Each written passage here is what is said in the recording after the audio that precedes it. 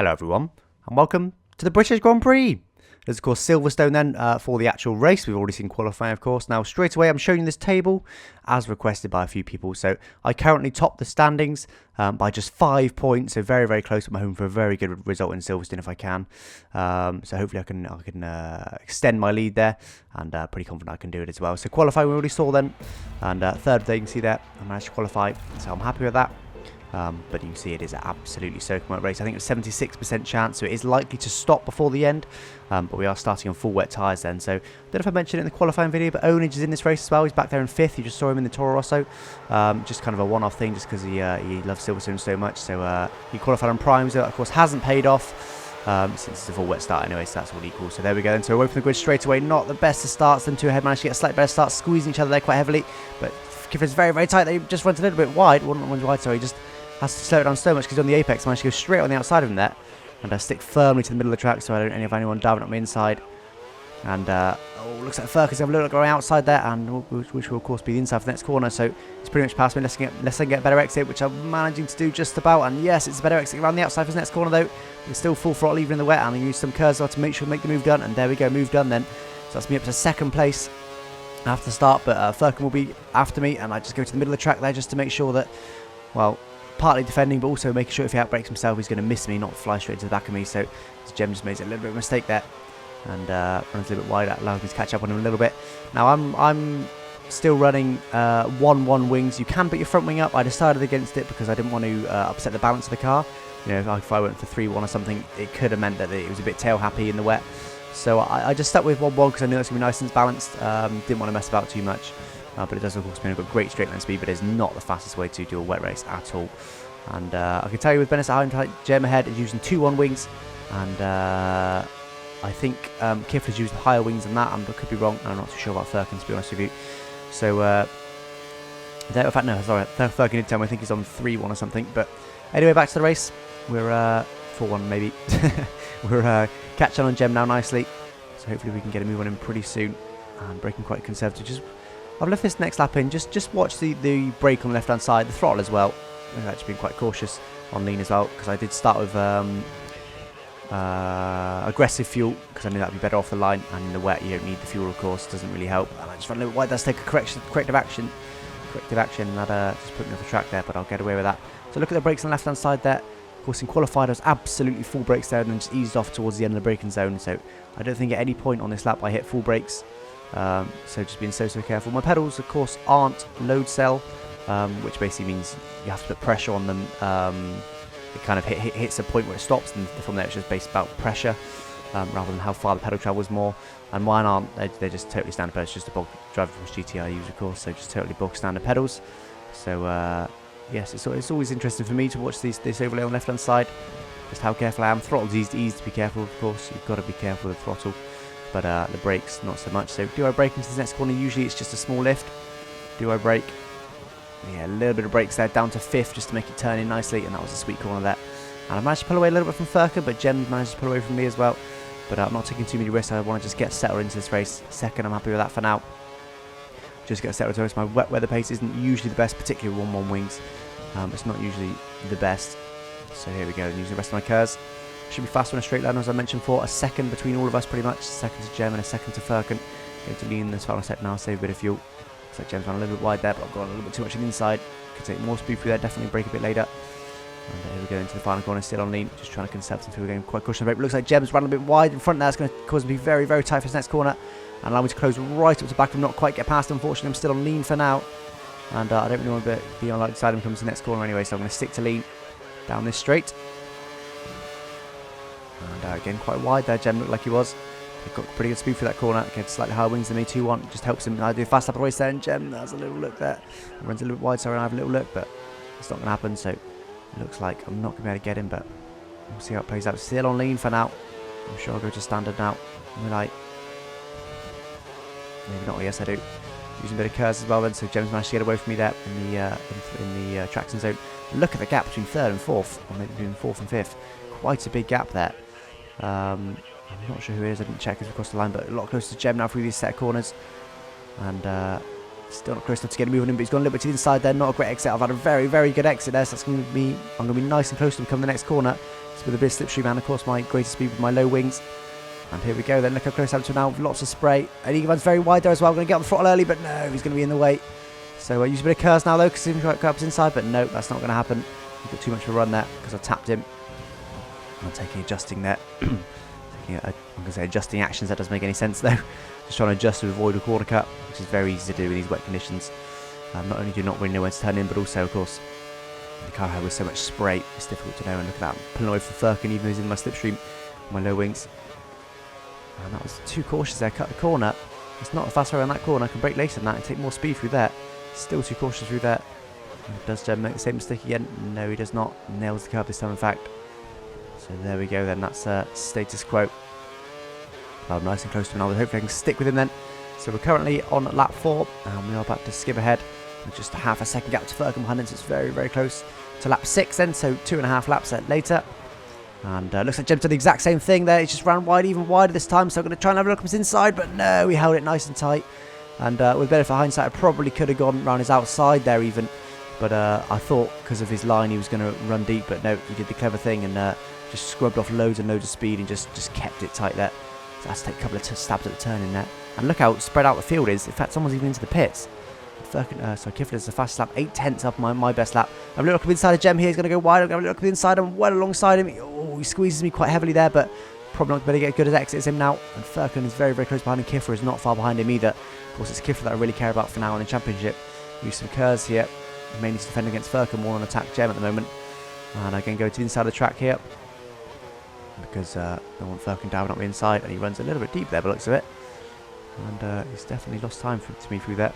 On the curb, don't want to be doing that. Try and nail this exit again, so tricky to do. The curbs aren't really slippy in this game. And no, there's no chance there to get Jem, unfortunately. Skip ahead then to lap 8.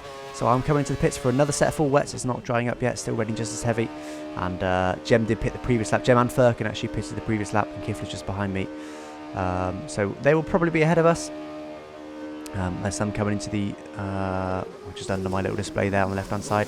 I'll pop out of that in just a second. There they are. That's them. Sorry, I've got something in my throat. It's annoying me. And unfortunately, Kifler almost get held up there in the pits, but didn't quite get held up. So, yeah, we're almost certainly going to be behind them because of the undercut, but that's okay. We should better close the gap down again. And they're just coming on the start-finish straight now. Into the first corner. They have a lot more speed than us, so yes, they will be ahead. Not quite some way, but we'll get the gap at the end of the sector. You can see them just there. My throat is rather annoying. And yeah, they're quite a way ahead then, so Firkin's also managed to jump me, but that's okay. And nothing really gained. Looks like maybe a second ahead of me, maybe a little bit more, but I should be able to close that down with slightly fresher tyres, particularly if we start running in some slightly drier weather later in the stint. With less worn tyres, it's definitely going to help. And on -1 fuel again, I need to watch that to the end of the race. And it is 1.1 seconds, so I was right again then. 1.2 to Kifler as well, so pretty steady at the moment and looking to close them down. And we skip all the way ahead to lap 13 then from what was lap 9. So quite a few laps ahead, 4 laps ahead, and I managed to close the gap down. I have been closed down for a couple of laps as well. It only took me about 2 laps to close them down, I think. So a nice close now, just 3/10 between all of us. I'll go look at the inside of Firkin, there he runs a little bit wide. And I'm amazed I can do that considering his higher wings, but I can. I get a pretty good exit there. I'm going to be in a slipstream down this straight. He must use some curves there. Got a much better exit. That's okay, I'm going to save lots and lots of my curves. And here we go then, so can I nail this corner better like I did against Jem? I can, and Firkin runs wide there. That's going to compromise his speed. I'm going to have a look inside, use some curves here as well. Going to go on the grass to try and get alongside him on the inside to this next corner, which I've managed to do. And he's still there. And I'm going to try and just take a little bit more speed from here to get along his inside to the next corner, which I've managed to do nicely. I'm trying to get on the throttle on this exit here, which I managed to do. We've got a similar exit, but I'm going to have more curves, and of course I've got better straight line speed. Didn't notice at the time, of course, but I have now. And there we go, and that's P2 then taken back. Need to hunt down Jem now, hopefully. And go to the again to try and save the fuel, but I brake very early there, and that's pushes me all the way off the track. And that is not the fast way from that corner, and he's just gone straight on my outside again there. And fair play to him. And I actually go to neutral, but we'll sort that straight out. And oh, he's got a little bit of a moment there, and he's going to slide wide. I'm going to sneak through. And Kifler has a little bit inside, but that's not going to work. And then McCrown to come into contact there. I can tell you what happened. He ran a little bit wide. I just made a bit of contact, and I decided to give him a bit of a chance to get packed past me. But by that time, Kifler was already pretty much attacking me, and I didn't know where he was, so I just decided to get on with it. And it turns out that actually he was having a moment. It was nothing to do with me. He said I didn't make any contact. But anyway, on to lap 15 now. Then I've got a purple sector, then fastest of anyone. And will I pick this up for Winters? No, I won't. But Kifler's very, very close. He's going to have a look from inside there. He's going to dive straight on. But looks like, yes, he is completely straight on. And, well, That couldn't have gone much better for me. Really good at my championship rivals. Just gone utterly straight on, straight into the gravel. Big lock up. And that's moved done there. I can tell you what happened. I, of course, knew he was all over me. Stuck to the inside of the track. I knew if he had to go up to the inside of me, it'd be a very tight line. He'd have to brake early than me. So I braked quite late, and he braked even later. And I knew that he was going to go straight on. So I just delayed my turn in until he flew up my inside, and then carried on. If I'd have turned at my normal point, he would have taken me with him. So now we pit them for intermediate tyres. You didn't see it there, unfortunately, but the track was starting to dry up. It gets less shiny. That's how you can tell. So it's really shiny when it's full wet conditions. When it's not full wet conditions, it's got a bit of a just a bit of matte to it. And it looks like both McLarens are pit at the same time then. So this is the right lap to pit, I feel, but they are going to hold each other up, which is going to work wonders for me. And do I just get out ahead of Kiffler, luckily, because he might have even stopped me getting out of the box there. That would have been very annoying. And that's going to cost Kiffler quite a few seconds, at least 6 or 7 seconds, I reckon. And Kiffler's the fastest up the race there coming into the pit. So I'm still ahead of Firkin, though, on the intermediate tyres then. So let's watch this out lap. Hopefully I can do something. Jack first manages to go through there. So we're only down to P3 then, despite making a pit stop. But of course, a lot of people pit. And so you see what I mean then. So it's quite shiny here. So this isn't really ready. You see me wiggling the wheel there, just trying to suss out if there's plenty of grip. And you see that just on the racing line here, it's just, you can see the line there, just slightly drier. And it's just not got puddles on it. It's wet, but it's not got puddles on it. And that's how you can tell it's ready for intermediates. And it's probably not quite ready just yet, but it is just about manageable for intermediate tyres. And again, look on the left-hand side, look at all those puddles, and there's no puddles on the racing line. It's just not got quite so much shine to it. And again, all on the racing line here. I ran a little bit deep there, though. It's not quite ready, that part of the circuit. I've run wide again on the wet bits. Don't want to be doing that. I want to be on the dry bits. Here we go. Trying to get a good exit. 2.5 seconds to Jack first as it stands then. And again, through here, look at the left-hand side. Very wet on the racing line. Not so bad. So I feel like this is the right call. I'm trying to push, but I'm not pushing too hard. I'm trying to push to some extent, but I don't want to push too hard and make a mistake. And that would just effectively gift it to Jem then, so I don't want to be doing that.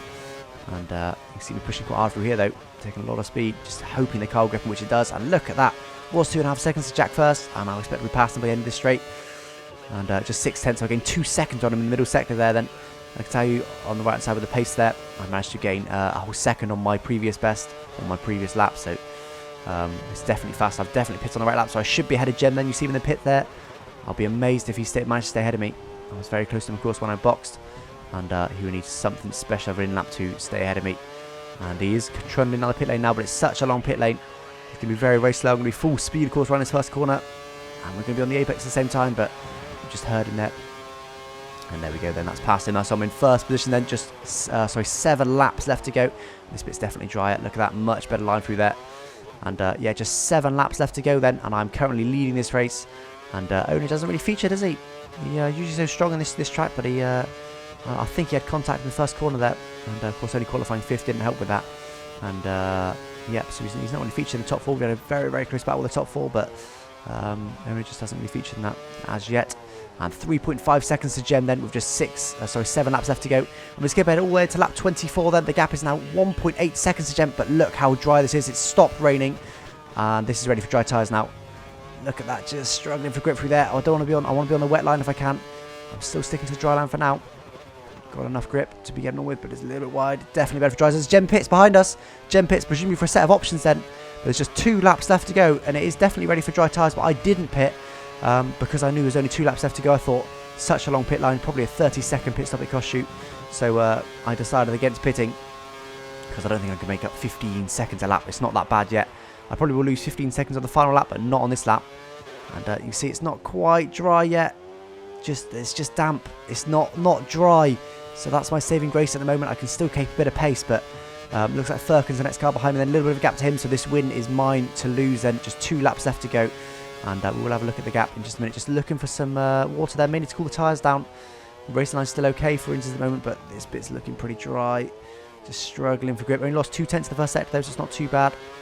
And 4.4 seconds to Firkin then, so 4.4 seconds and 2 laps. I should be okay. This is win. Like I said, it's mine to lose.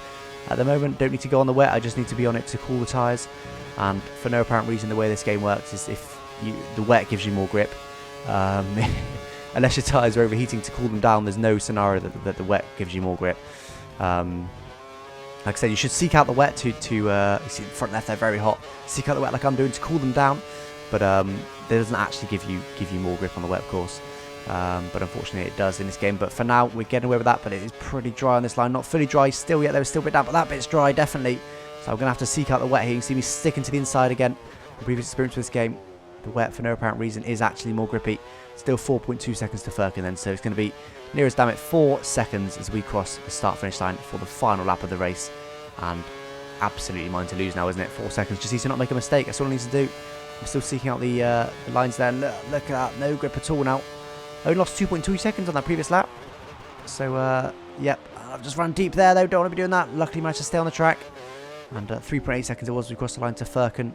So, again, it's mine to lose. Even if I'm a lot slower than them, I'm not going to be 3 seconds a lap slower than them, surely. And Kifler a long way behind as well. So Kifler will only be third as it stands, but I'm not sure where Jem is. I don't know where Jem is. I don't know if it's the car just behind him or the car behind that. I'm not too sure. Haven't been keeping an eye on that. But 1.3 seconds first sector then. Look at that. No grip at all. And just going to stick a wide line through here because it's nice and damp here. Look at that. Lots of grip out here.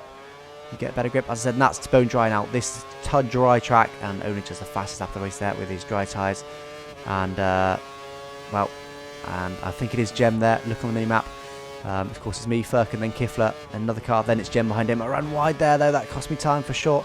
Sticking to the left here, trying to get some grip from this wet. Here we go. Cool down my tyres and get a bit more grip.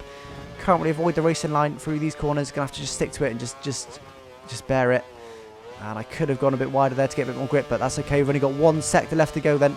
Firkin's definitely managed to close me down, but possibly not by enough. And again, looking on the map, not sure which one's Jem now, to be honest with you. And well, you can see which one it is. It's the car in 4th place now. He just monstered that previous car, but look at my race now. Just absolutely dry, but we'll manage that. Braking quite late. Get it slowed down nicely. 3 seconds, no grip, but we've only got 3 seconds, or plenty of time rather, 3 seconds. Front tyres are absolutely boiling hot. Here we go then. Run to the line. Let's have a look behind, make sure it's not behind me. Almost have us an oversteer moment there. But we get away with it. And just 2 seconds to Firkin as we cross the line. Ends we gained a second on me in the final sector. Sorry, in the final lap. And Jem managed to steal 3rd place from Kifler. That's good news for me in the championship. And Onage only managed to finish 5th there, but of course with the fastest lap of the race. So not a great race from him, it must be said. And there we go then. I managed to take a win, so that's exactly the result I wanted, particularly with Kifler only down in 4th position. So 25 points there to his only 12 points. With Firkin and Jem, very quick guys, but not a contender in the championship as it stands. And we'll have a look at that championship now then. So I'm now up to 18 points to Kifler after the win. And Christian, I forgot to mention him as well. He didn't race that track. He couldn't make it. I think he had something going on. So he's now dropped back once again to 48 seconds off the lead. So 48 seconds, 48 points, sorry, off the lead. So a nice big gap to him. So he's pretty much out of this championship as well. Uma, just behind, only finished 8th in that race. So he didn't really feature, did he, interestingly? And again, 55 points back, so lots back for him. And Jem as well, 62 points back. So none of those are really contenders in the championship. Firkin there, 85 points back. He's not had a good season so far, but mainly it's just me and Kifler now. We're almost at the halfway point in the season, not quite. After the next race we'll be at the halfway point, so just need to try and hold into this lead and hopefully score some solid points to make sure that no one else can come into the championship battle. I just need to concentrate on beating Kifler. Germany's next, and I do really enjoy that track, more so than Silverstone, and I thank you for watching. Bye bye.